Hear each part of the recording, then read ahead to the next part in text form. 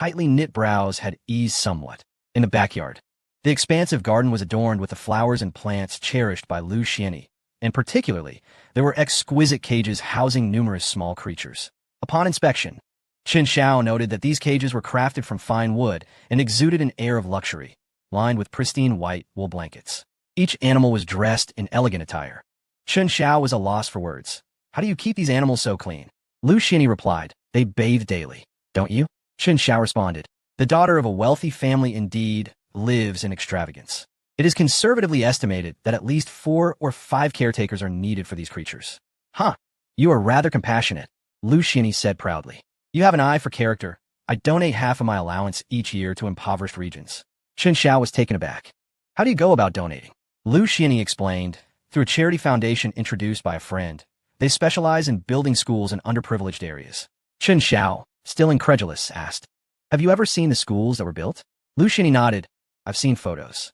They are quite beautiful. Chen Xiao inquired, would it be possible for me to see them? Of course. Follow me, Lu Xianyi said, leading him to her delicate study. She opened her computer's photo album. Here, look. As Chen Xiao flipped through the images, his head began to ache. He had never encountered a charity that constructed European-style educational buildings in remote mountainous regions. And it was just 1 or 2. Are you certain these are built domestically? Lu Xianyi affirmed, yes. My friend said they aim to transform the schools in western mountain villages into private institutions resembling European towns, providing the best education for the children. Chen Xiao, feeling slightly overwhelmed, asked, how much do you contribute to them each year? Lu Xianyi held up a finger. Chen Xiao asked, 10 million? Lu Xianyi shook her head. 100 million. Chen Xiao exclaimed, good grief, it must be incredibly fortunate to be your friend. Old Lu truly dotes on his daughter, providing her with 200 million in pocket money each year. Numerous publicly listed companies, employing hundreds or even thousands of individuals over the span of a year, often struggle to generate such substantial profits. What is the matter? Lu Xianyi inquired, her expression reflecting a hint of confusion as she observed Chen Xiao's demeanor. Chen Xiao found himself exasperated by this naive and innocent girl. It was uncertain whether old Lu's indulgence of his daughter was a blessing or a curse. Not to worry, I also have a charitable foundation. Everything is prepared, except for the funds, she continued. Then, once I receive my allowance this year, I will contribute half to your foundation, Lu Xianyi proposed. Chen Xiao was utterly taken aback. Thank you. Her innocence was both endearing and exasperating. It was charming enough that anyone with a conscience would feel remorse for offending her. Yet, it was infuriating that her simplicity was perceived as foolishness by many, and she remained blissfully unaware of it. Chen Xiao, why do I sense that you are not happy? Lu Xianyi gently inquired. Chen Xiao forced a smile. No, everything is quite well. I'll go check on Uncle Lu. Oh, without receiving her friend's praise, Lu Xianyi felt a tinge of disappointment, oblivious to what she might have done to displease Chen Xiao. Individuals like Lu Xianyi were so innocent that Chen Xiao found her existence almost unfathomable. It was as if she inhabited a world entirely separate from his own. In reality, few would believe such a person existed. Yet here she was. Upon seeing Chen Xiao descend from upstairs, Lu Xingchen averted his gaze. Chen Xiao mused inwardly. You take pride in raising your daughter in this manner?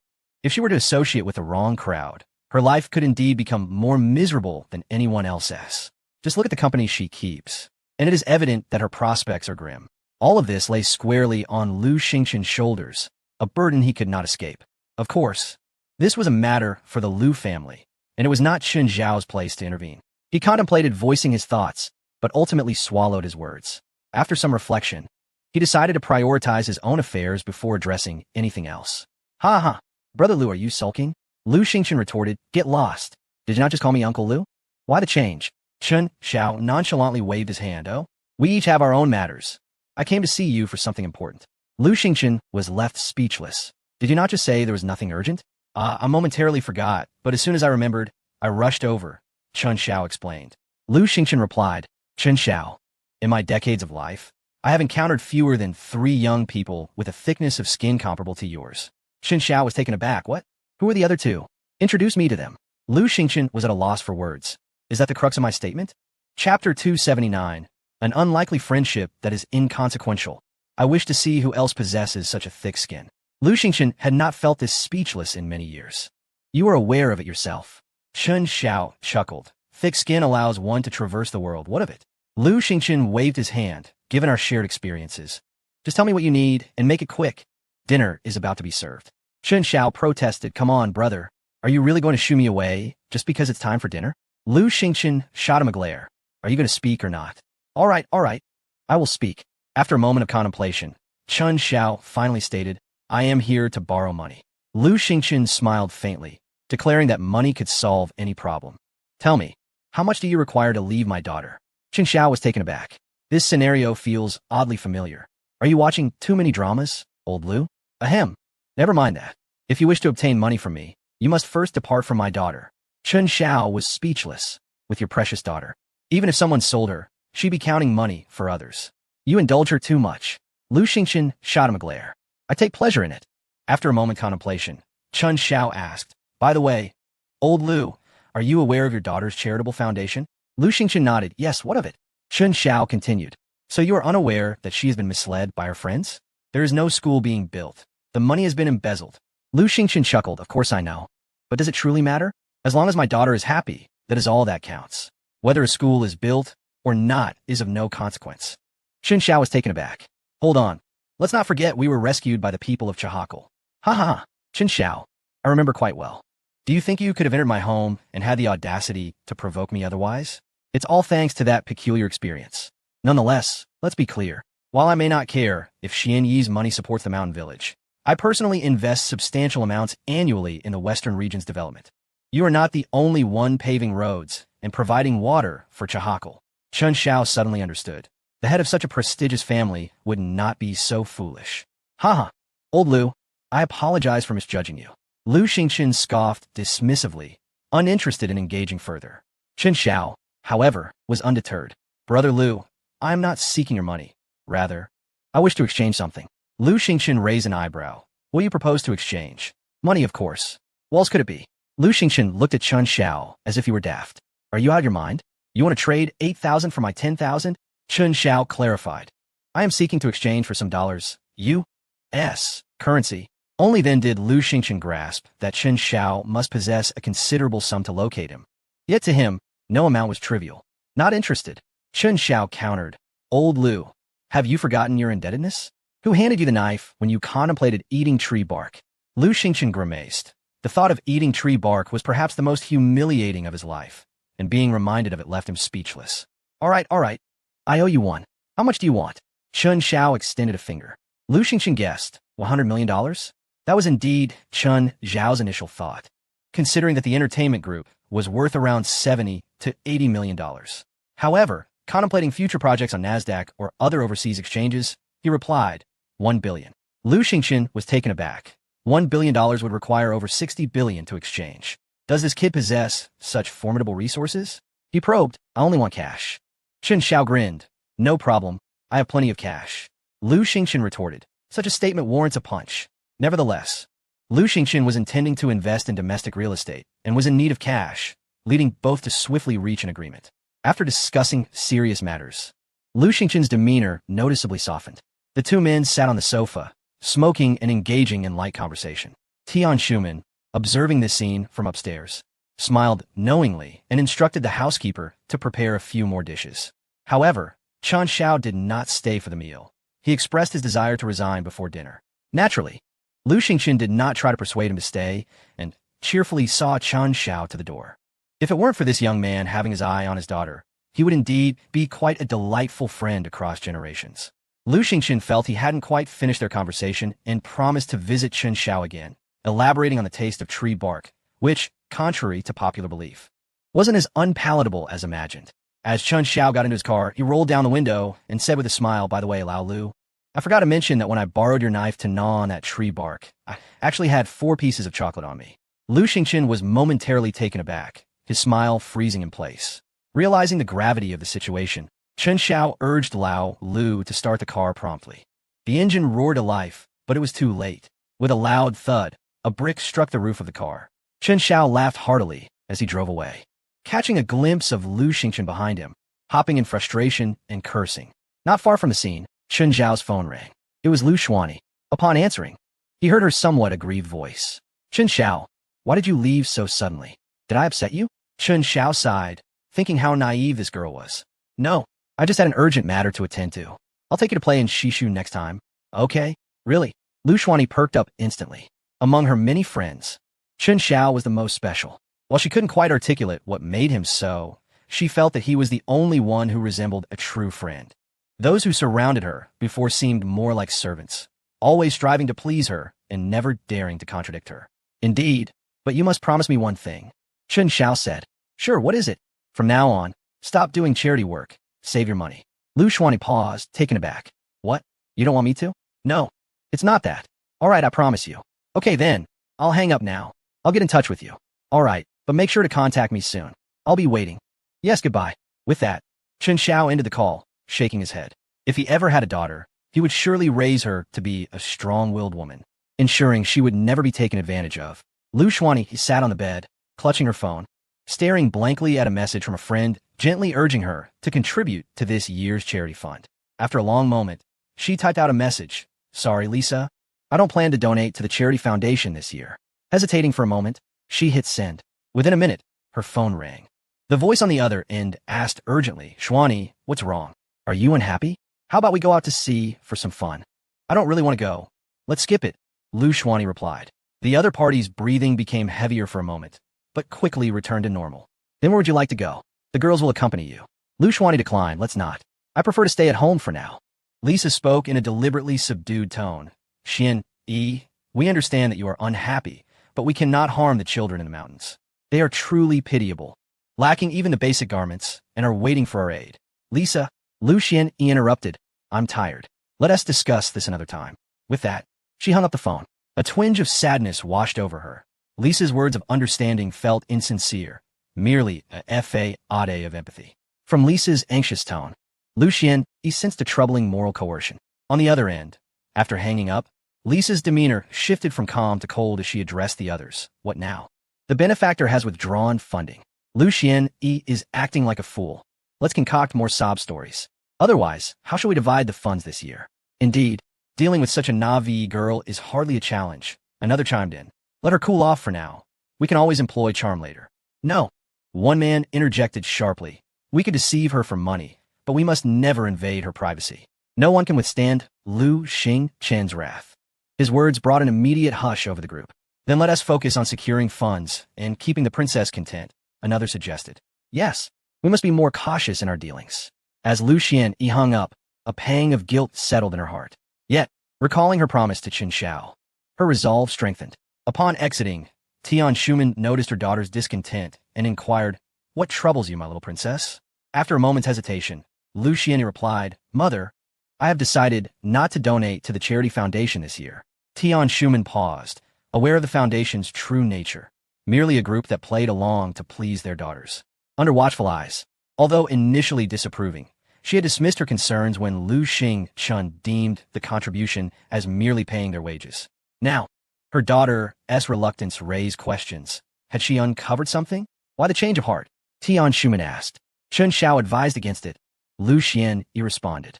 Tian Schumann was taken aback. She had not anticipated Chen Xiao's influence. With a gentle smile, she replied, Very well, for matters you find difficult to decide, consult Chen Xiao. Lu Xian's eyes brightened. She had assumed her mother would share her father's disdain for Chen Xiao.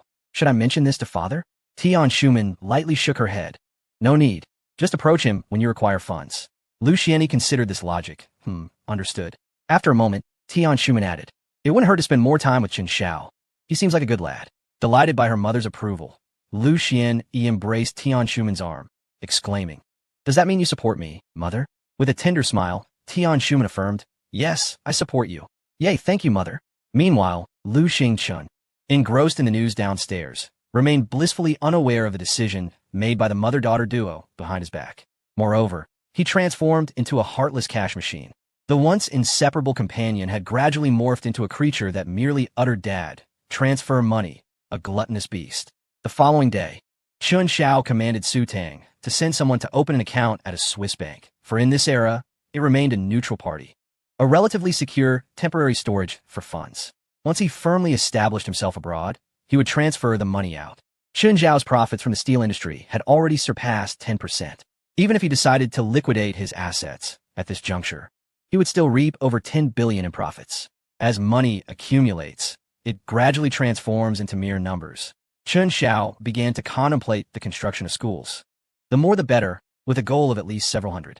Additionally, he aimed to vigorously develop industries, ideally creating millions of job opportunities. The rationale behind these actions was understood by those in the know, while those who did not understand it were not privy to explicit explanations. On that day, Tong Xiao Capital released an announcement. It has been decided that the group will allocate $1 billion annually to construct primary schools in areas with weak infrastructure, ensuring the highest seismic standards, with two of the most authoritative supervision companies in the country responsible for quality assurance throughout the process. $1 billion could establish 200 primary schools in remote mountainous regions. Once the news broke, Tong Xiao Capital was thrust to the pinnacle of public opinion. Many previously restless parties suddenly fell silent. Any further attempts to challenge Tong Xiao Capital would require careful consideration of public pressure and of the potential backlash from the populace. Wang Zhu found himself similarly affected.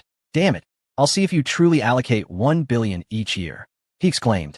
"Someone, send a dedicated team to monitor them.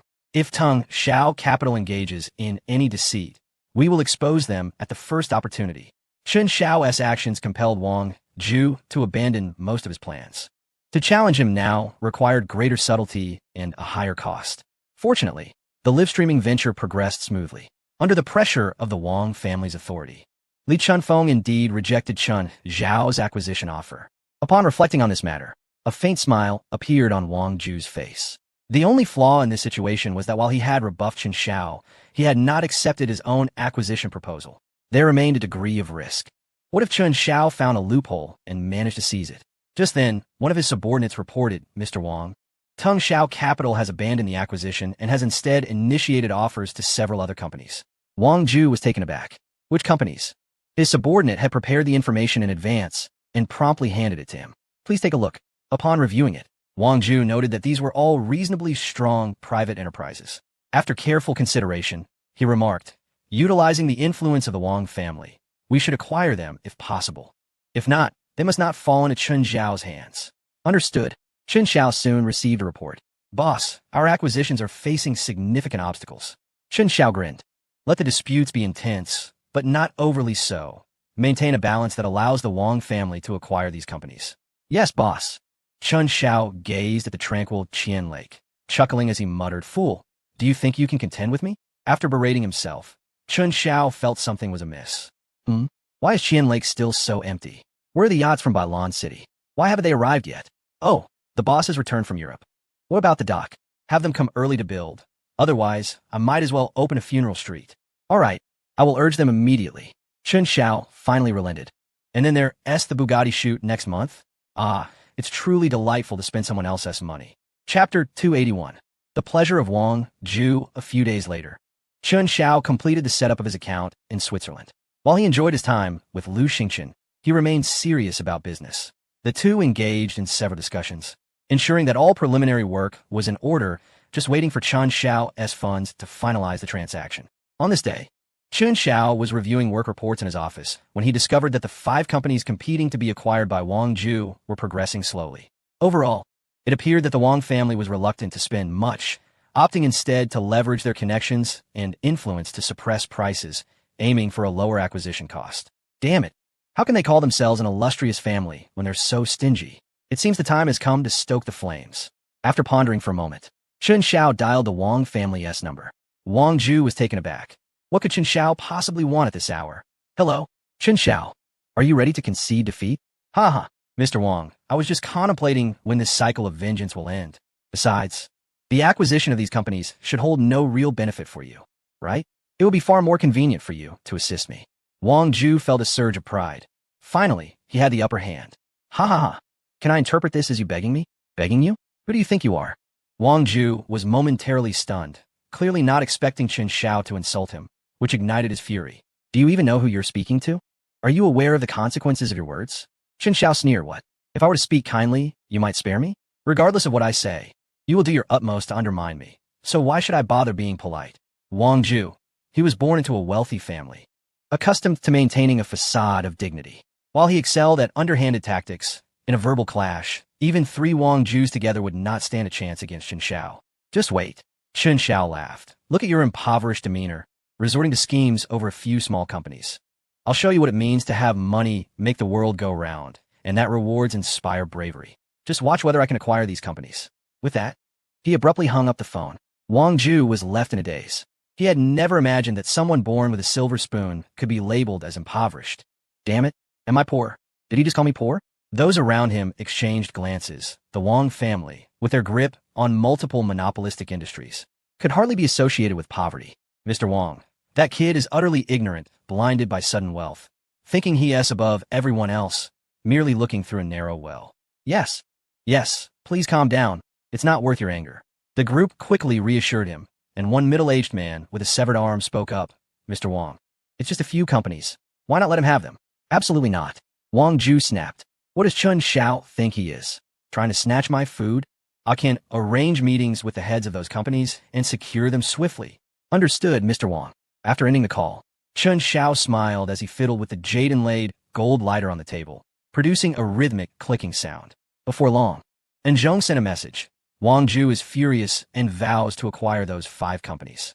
A smile gradually spread across Chun Xiao's face. After replying to Zhong, he summoned Su Tang. Boss, did you call for me? Yes, those 5 companies will likely fall into Wang Ju's hands. Prepare for him to acquire 3 more. Su Tang beamed with delight. Understood, boss. Chun Xiao was speechless. Why was it that this girl always seemed so cheerful when plotting mischief? The next day, as Chun Xiao lay in bed with Shi Yunru, he was awakened by a phone call. Initially inclined to throw his phone out of the bedroom, he noticed it was from the Wang family. So he got up, covered Shi Yunru with a quilt, and stepped out of the room. Hello, Wang Ju. Calling to pay respects to your father so early in the morning? Wang Ju, who had been in high spirits, nearly choked on Chun Xiao's words. You bastard. You think you're clever with your tongue. Aren't you the one who claims I'm poor? Who ended up with those last 5 companies? Huh. Chun Xiao could hardly contain his amusement. Wang Ju was chattering away like a messenger bird, lifting his spirits considerably. However, he stifled his laughter and retorted, Damn it. Wang Ju, are you trying to undermine me? Just wait. I'll make you regret it. Ha ha ha, you loser. Wang Ju hung up, laughing heartily. It had been years since he felt the thrill of spending money, and now he was relishing the joys of wealth once more. He spent the entire day humming a tune and, after lunch, decided to indulge himself in the maid's quarters, emerging 15 minutes later, thoroughly satisfied. Mr. Wang, Chun Xiao has begun negotiations to acquire 3 more companies, Akin reported. Wang Ju was taken aback. What, 3 more? Yes, it seems we. Wang Ju furrowed his brow in contemplation, wavering in his decision. The one-armed man beside him remarked, Mr. Wang, we can't outlast him. When will this end?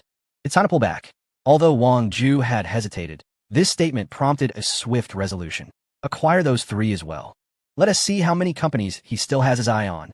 A week later, Wang Ju successfully purchased 3 additional companies, having spent a total of 2 billion on acquiring Chun Xiao's coveted enterprises. After signing the contracts, he called Chun Xiao, inevitably receiving another round of scolding. Yet, Wang Ju remained in high spirits, even finding a strange pleasure in Chun Xiao's furious voice. Even his curses sounded melodious. However, Wang Ju's good mood did not last long. Akin reported once more. Chun Xiao had set his sights on 2 more companies. Wang Ju was at a loss for words, and Ah Chong, the one-armed man, continued to urge caution. Yet, Wang Ju had his own insights. The diminishing number of companies Chun Xiao sought to acquire indicated a scarcity of valuable targets. Rather than allowing him to succeed, it was better to persist. Even if he acquired 8 companies, what were 2 more? Buy them.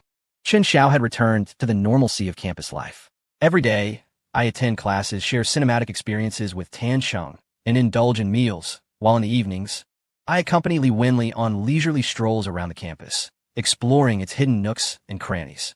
As a woman daring to venture into the wild for the first time, I find myself particularly enamored by this escapade. Fortuitously, Chun Xiao possesses a robust constitution. Otherwise, the thrill might prove overwhelming. Occasionally, I invite Zhang Ting to join us, relishing the expertise of our campus goddess and host. When the dormitory becomes too raucous, we retreat to Shulinyan behind the school, where I embrace Yu Mengqi and engage in delightful conversations that stretch into the night, living a life akin to that of celestial beings. On one particular day, Wang Ju called again. Upon seeing his name, Chun Xiao immediately recognized that this fool was seeking yet another scolding. Naturally, Chun Xiao had no qualms about delivering a tongue lashing, and both men found joy in the exchange. However, this time, Wang Ju did not seek the aid of the caretaker, as he had been overwhelmed by recent exertions and felt somewhat incapacitated. After a couple of days, Chun Xiao meticulously selected a company valued at over $1 billion, one that would likely face bankruptcy within 3 years. Chapter 282. Must we disrobe? Wang Ju felt a headache coming on as he repeated to himself, "This is the last one. I cannot allow Chun Xiao to succeed." With a flourish of cash, he disregarded all advice and forcefully acquired the company. However, the last one was merely a figment of his imagination. "Wang sir, Chun Xiao intends to acquire 2 more companies. Should we proceed?" Wang Ju responded. A Chang remarked, "I feel we should. Chun Xiao is humiliating Mr. Wang." Wang Ju replied, "While acquiring enterprises does not necessarily result in losses, there is inherent value in purchases. Yet, if this mindless spree continues, when will it end? Let us wait and see what Chun Xiao's next move is." Soon, an associate reported, "Mr. Wang, Chun Xiao has added 5 more acquisition targets." Wang Ju began to feel a sense of foreboding. "Mr. Wang, Chun Xiao has added 10 more target companies." Wang Ju's head began to throb. "Mr. Wang, Chun Xiao has added 98 more acquisition targets and specifically inquired whether we shall follow suit. What do you advise? Get lost? Follow them? Are you all fools? We have been played by this bunch of imbeciles. Get out, all of you." After a period of Chun Xiao's influence, Wang Ju had become quite adept at cursing.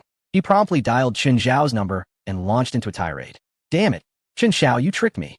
Ha ha ha, you fool. 98 companies are not enough. There are 980,000 more. If you have the audacity, go ahead and buy out the entire country. You're a simpleton. Try to mimic acquisitions. Have you even thought this through?" As Chun Xiao berated him, Wang Ju found no opportunity to interject. Ultimately, he was forced to listen for several minutes before his elevated blood pressure compelled him to hang up in indignation.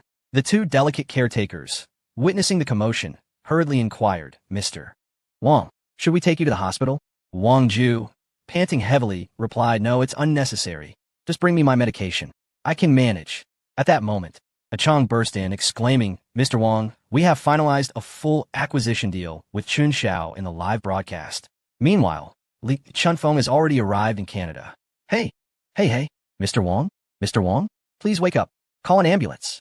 After the doctor's urgent rescue, Wang Juio slowly regained consciousness. Aizen inquired, "Doctor, how is Mr. Wang?"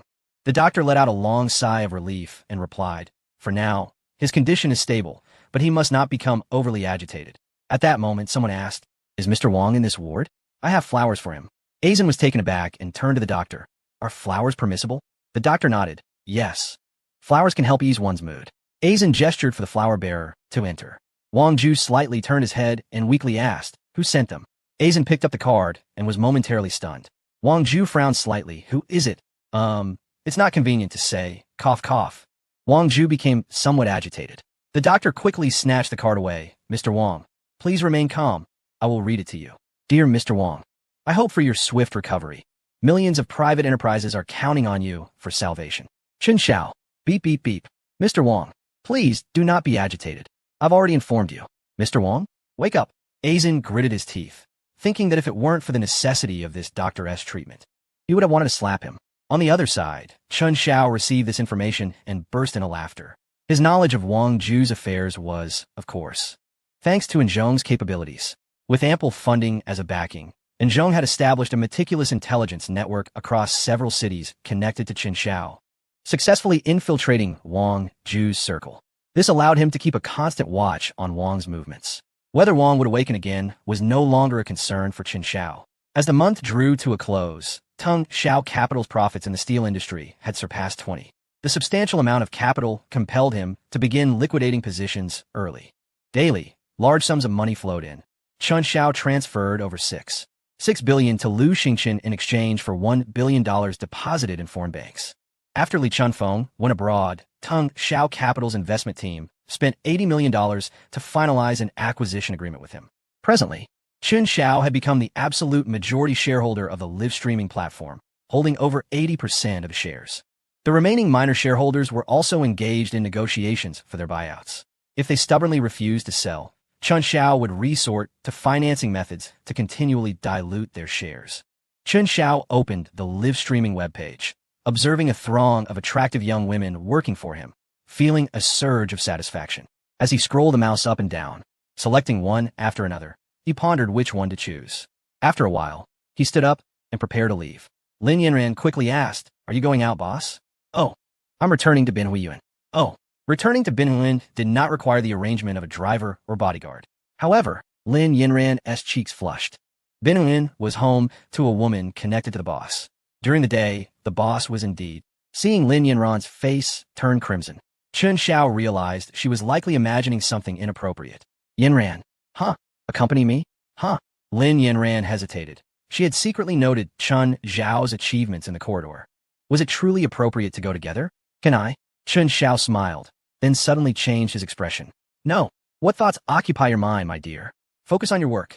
Lin Yinran pouted, her voice tinged with grievance. "Oh, boss, take care of yourself." Chun Xiao arrived at Xia Yudi's residence, where the housekeeper was busy with chores. The young lady was upstairs, lost in her own world, joyfully shouting. Upon ascending, Chun Xiao found her commanding a virtual battle, her delicate fingers dancing across the keyboard as she engaged in a heated exchange with another player. Chun Xiao sighed. "Yudi? Huh? Oh, darling, you've arrived. Just a moment. Let me finish off this fool." Chun Xiao, unhurried, lit a cigarette by the window, gazing at the lush scenery outside. With Chun Xiao's presence, Xia Yudi seized her gaming frenzy, unleashing a final barrage of attacks before swiftly deleting and blocking her opponent. Before he could finish his cigarette, a petite figure embraced him from behind. "Darling moi." Chun Xiao flicked the cigarette butt aside and turned with a smile. "Not today, my dear. I have something serious to discuss." Xia Yudi rolled her eyes. "Isn't this also serious?" Chun Xiao pondered why this sweet girl had become increasingly mischievous. "Ahem, no rush. Later we shall delve into life and ideals." "Oh," Xia Yudi contemplated for a moment before asking earnestly, "Does that mean we need to undress?" Chapter 283. Xia Yudi's livestream. Chun Xiao was at a loss for words. "What do you mean, undress? Let us have a proper conversation."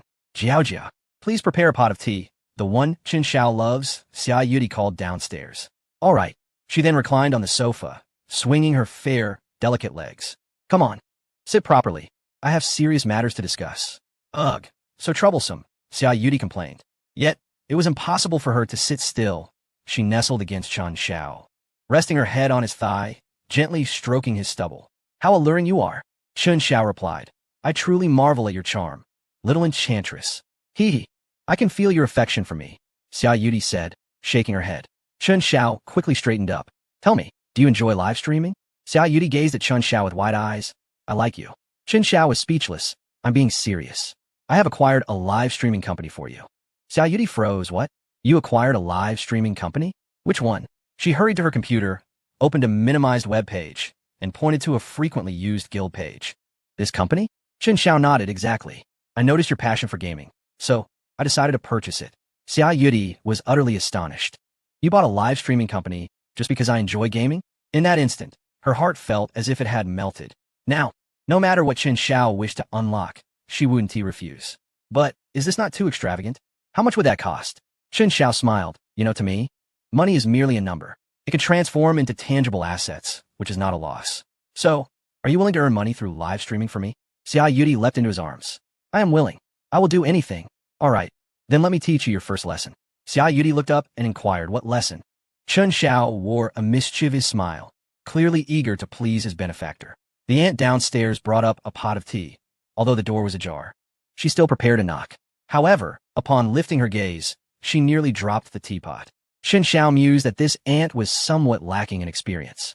The aunt in his office, accustomed to cleaning up after the chaos, had often reassured him, claiming that she had seen all. After spending an afternoon conversing with Chun Xiao, Xia Yudi found herself feeling hungry.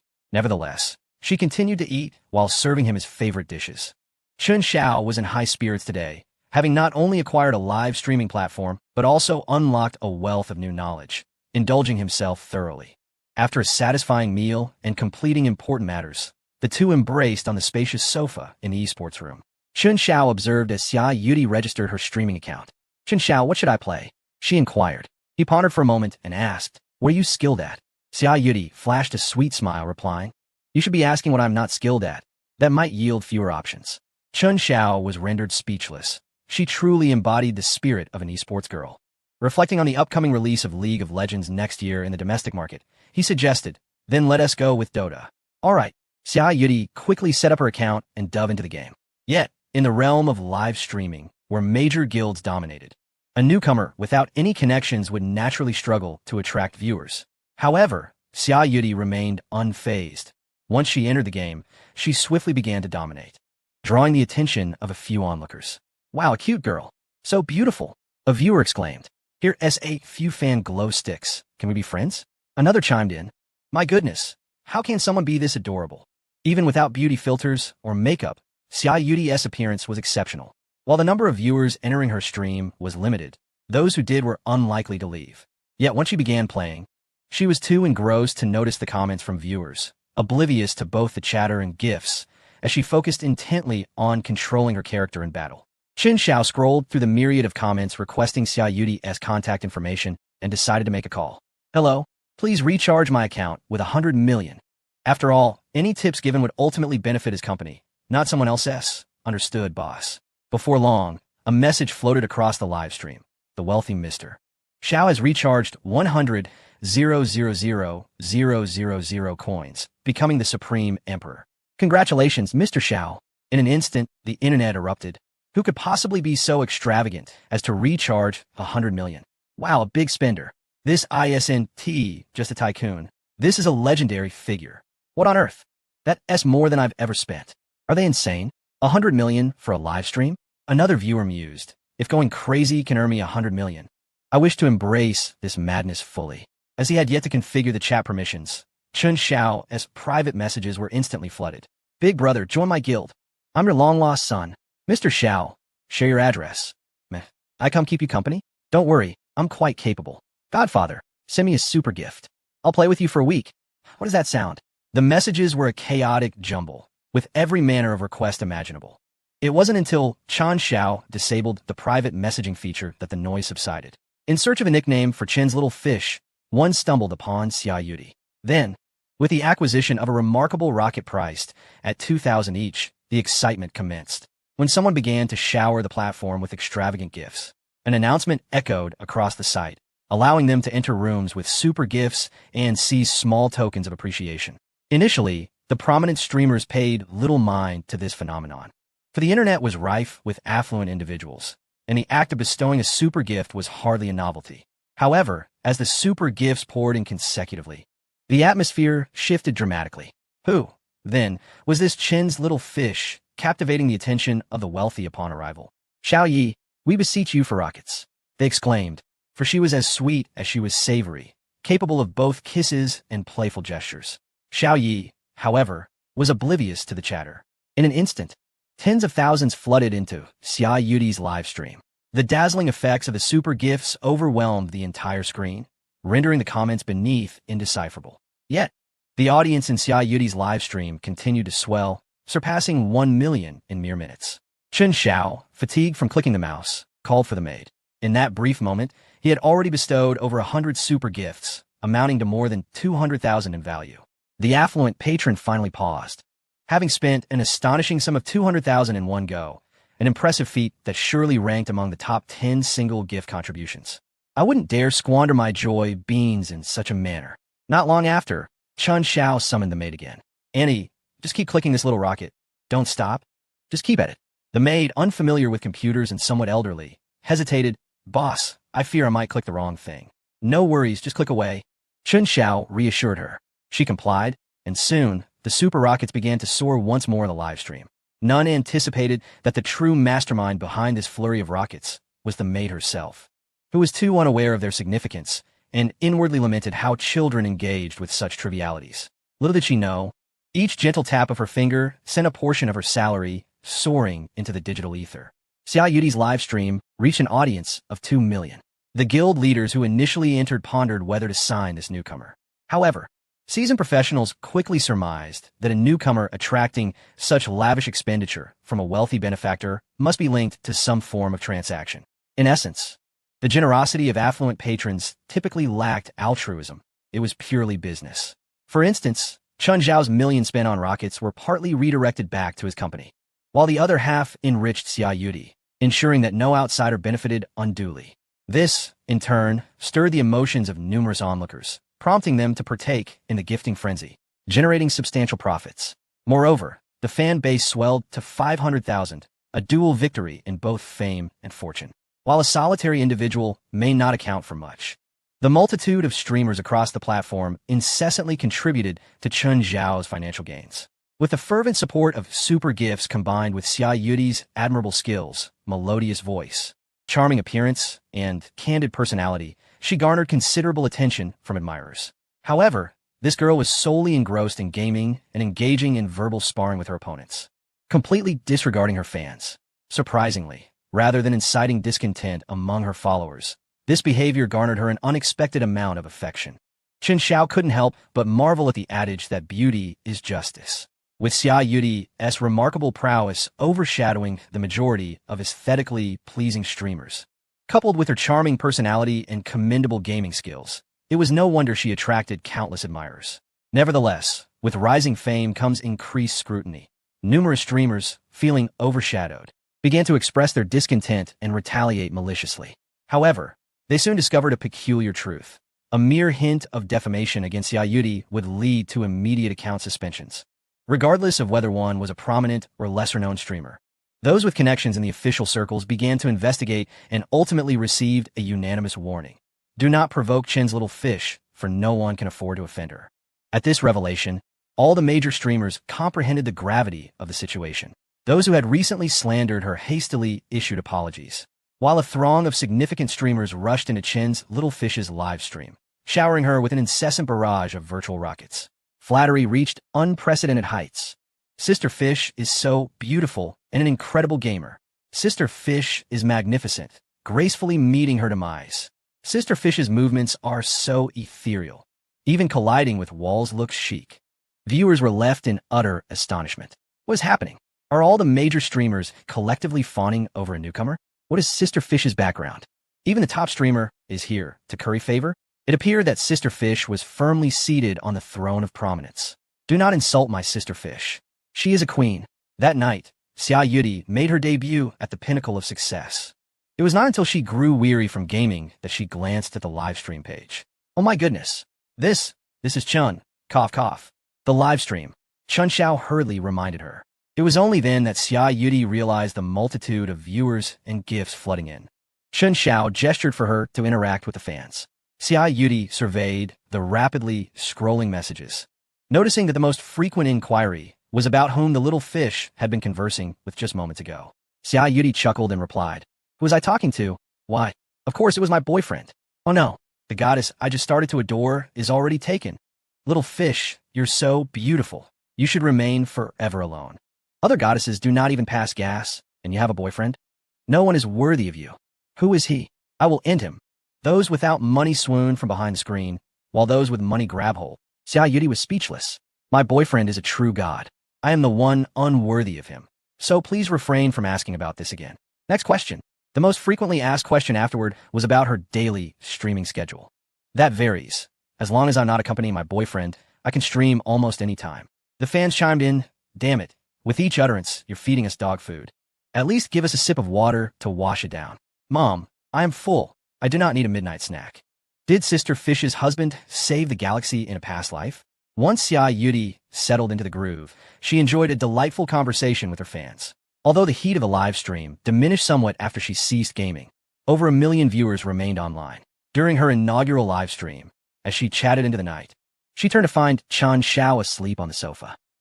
My boyfriend has fallen asleep, and I shall join him in slumber. We shall converse another day. Farewell." With that, she ended the live stream decisively and efficiently. Just a moment prior, they had been engaged in cheerful chatter, and in the next moment, she was off to keep her boyfriend company. The fans exclaimed in disbelief, feeling as though they had been abruptly sidelined. Oh dear, how could Xiao Yuer choose to sleep beside that insufferable man? Why is this man not me? How much would it take for just a fleeting kiss? To the one above, I advise you to be wise. Today, Master Xiao has gifted Xiao Yuer a staggering 10 million. You may consider your options. Regardless of the heated debates within the live stream, they had no effect on Xia Yudi. For Chen Xiao, she was willing to set aside her game, let alone a mere broadcast. Nestled against Chen Xiao on the spacious sofa, she gradually melted into his embrace. a look of contentment gracing her face as she pressed against his chest. Chun Xiao felt a tickle in his nose, accompanied by a delightful scent of her hair, and slowly opened his eyes, gently tousling Xia Yudi's silky locks. Finished with the stream? He queried. Thank you, she replied with a smile. Rising from the sofa, he swept her up in his arms. Come, let me experience the allure of a top-tier female streamer. Ugh, I'm so tired, she murmured. Tired or not, we must persevere. Chun Zhao's fans could hardly fathom that their beloved goddess was currently being playfully tormented by the number one supporter, begging for mercy on her knees. The following day, Xia Yudi would surely sleep until noon.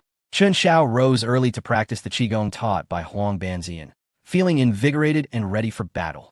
However, upon glancing at the peacefully slumbering Xia Yudi, her disheveled twin ponytails made him decide to let her be. He went downstairs for breakfast before heading to the office at the foot of the mountain. The steel market continued its slow ascent. Even as Tung, Xiao, capital gradually offloaded its goods, others were ready to take over. Observing the substantial influx of funds, Chun Xiao felt a surge of excitement. Although much of it was financed or borrowed, the sensation of having hundreds of billions in cash within his account was undeniably thrilling. As he reveled in the ocean of wealth, a call from Yin Bingqin interrupted his thoughts. Hello, Chun Xiao, are we proceeding with the real estate venture or not? If we delay any further, all the good projects will be snatched away. How am I to save face with my father? Chun Xiao replied. Chapter 285. Enjoying the thrill of overpowering others. Haha, you truly astound me. What is so amusing?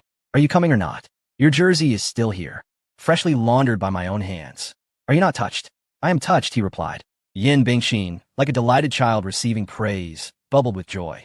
Then come. I miss you. Wait. Bingqin, we can't mix emotions with business, can we? Ungrateful wretch. Chun Xiao, now equipped with ample capital, recognized this as the opportune moment to delve into the real estate sector. Let us arrange a meeting place. We should discuss matters.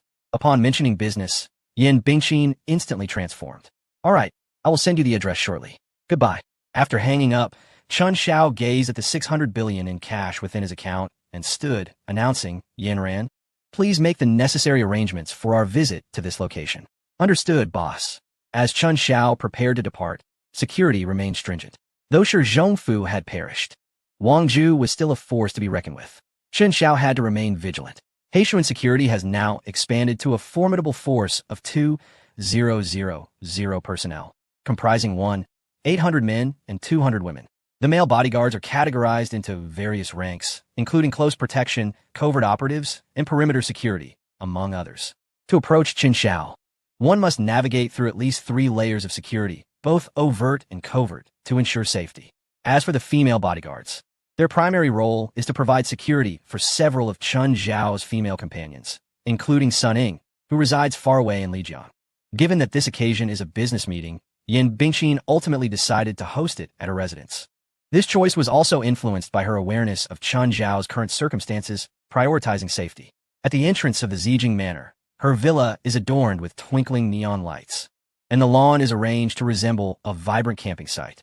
The servants are busily preparing for an outdoor gathering. Yin Bingqin, Tang Xiaofei, Zhang Meng, and Xiong Chao are seated together, engaging in casual conversation. Before long, Yin Bingqin's bodyguard reports, Mr. Chen's convoy has arrived. The group places their teacups down, rising to observe. A convoy of over 20 luxury vehicles approaches through the main gate. Tang Xiaofei and the others are taken aback. A few months prior, when they last saw Chun Xiao, he was accompanied by only a handful of bodyguards.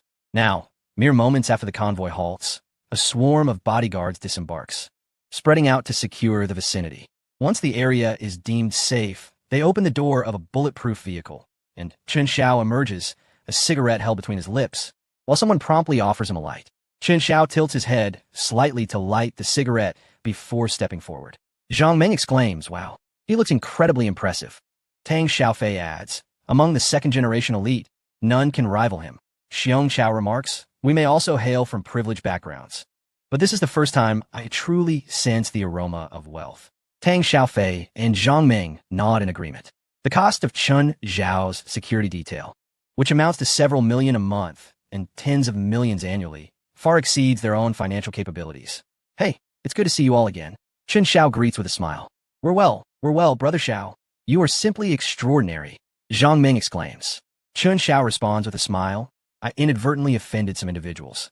I never intended for things to escalate this way. The group is taken aback, contemplating the nature of the individuals he might have offended to warrant such a high level of security. However, Chun Xiao remains tight-lipped, and Tang Xiaofei and the others, understanding the unspoken cue, shift the conversation with a light-hearted laugh, bypassing the topic. Yin Bingqin, privy to the underlying circumstances, solemnly advises it is prudent to exercise caution. Ensuring your safety is paramount. Chun Xiao nods in agreement, reassuring her, rest assured, all is well. Very well, you all continue your discussion. I shall check on the preparations. Yin Bingqin states before departing. Once she leaves, Chun Xiao inquires, Mengzi, what happened to your arms and legs? They look bruised. Zhang Meng, at a loss for words, replies, oh, don't even mention it. The last time I called you to come to the club, wasn't that overheard by Sister Qin? As a result, Chun Xiao interjects. Yin Bingqin really knows how to throw a punch. He adds, although he does have a tendency to provoke. No matter how many times he gets hit, he never learns. Had I known you were injured, I would have postponed our discussion. Zhang Ming hurriedly waved his hand, urging caution. Qinxia had waited for this opportunity for a long time. What opportunity? Chun Xiao inquired, puzzled. Oh, what else could it be? Money, she replied. Qinxia mentioned that you've been quite active in the financial market lately, and surely, you're running low on funds. It's the perfect moment for her to seize a larger share. What are you all looking at me like that for? I heard Qinxia say it herself. Tang Xiaofei and the others held their heads in despair. Zhang Ming suddenly sensed something amiss and turned around abruptly. Wait, Qinxia, you left, didn't you? Yin Bingqin clenched her fists, taking a deep breath. Zhang Ming, come with me. Zhang Ming protested. Sister, I'm still recovering from the last beating. Watching Zhang Ming being dragged away by Yin Bingqin, Chen Xiao smiled faintly, unfazed. Soon, familiar sounds of anguish echoed through the air. Perhaps it was because Chun Xiao was present. Zhang Ming's suffering did not last long. When Yin Bingqin returned, a radiant smile adorned her face, starkly contrasting with Zhang Ming's tormented expression. Chen Xiao, you needn't fear. As long as you marry me, everything will belong to you.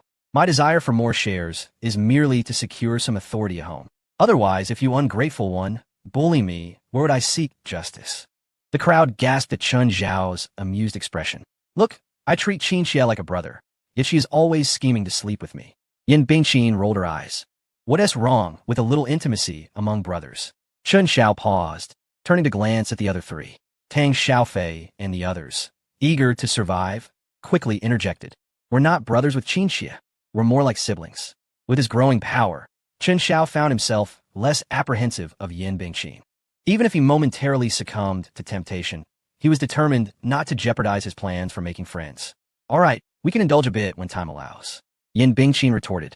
Who is afraid of whom? If given a choice, Tang Xiaofei and the others would have liked to flee the scene. You two flirting so openly. Have you considered the feelings of us single folks? They dared not heckle, laugh, or interject, feeling quite uncomfortable standing there. Ultimately, it was Tang Xiaofei who mustered the courage to suggest, how about we settle the main issue first? You two can chat privately later when no one is around? Yin Bingqin shot him a glare. Fine, let us establish a real estate company. I'll invest 5 billion. That was a full 2 billion more than last time. With a proud tilt of her head, she turned to Chen Xiao. It's all right. As long as we're together, even if I'm a major shareholder, I'll still heed your words. Chen Xiao chuckled. No, I prefer to keep others in check. Chapter 286. How is Wang Ju doing? Yin Bingqin replied, Keep in check, cough, cough. No worries. Even if you have no money, I'll still support you. Chen Xiao was speechless. Do I look like someone who freeloads? Who said I have no money? Let us do this. I'll invest 10 billion and provide further funding later. Yin Bingqin, Tang Xiaofei, and the others were utterly speechless. After these two magnates increased their stakes, their presence diminished significantly. They had hoped that with some recent influx of capital, their shares would increase. However, to their astonishment, both Yin Bingqin and Chun Xiao substantially raised their investment ratios. Tang Xiaofei prepared 1 billion. Zhang Ming gathered 600 million, and Xiong Chao managed to secure 500 million. Thanks to strong support from his family. In comparison to Chun Zhao's staggering sums, these amounts seemed rather insignificant. Yin Bingqin expressed her surprise. You truly possess wealth? Chen Xiao smiled.